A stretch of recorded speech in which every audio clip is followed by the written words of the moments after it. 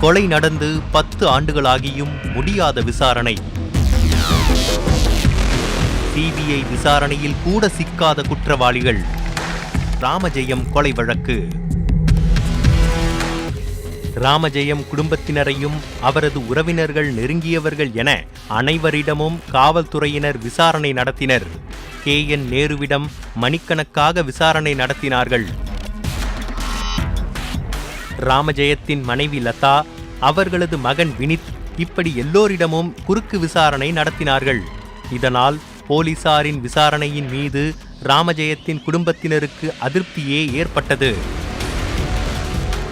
பிரபல ரவுடி சாமி ரவி, ராமஜெயத்தின் உதவியாளர் வினோத், திமுக பிரமுகர் குடமுருட்டி சேகர், இப்படி போலீசாரின் விசாரணை பட்டியல் நீண்டு கொண்டே போனது.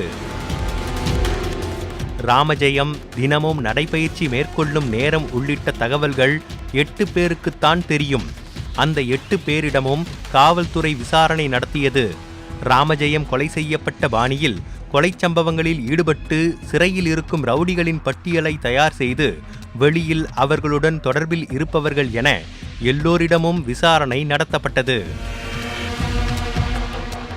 கை கால்களை இரும்பு கம்பியால் கட்டி செல்லோட்டேப் போட்டு இறுக்கமாக ஒட்டப்பட்டு கொலை செய்யும் பாணி இலங்கை, மட்டக்களப்பு, மலேசியா பாணிகளைப் போல இருக்க, வெளிநாட்டில் இருந்து வந்த கூலிப்படை கொலை செய்துவிட்டு தப்பிச் சென்றதா என்ற கோணத்திலும் விசாரணை நடத்தப்பட்டது.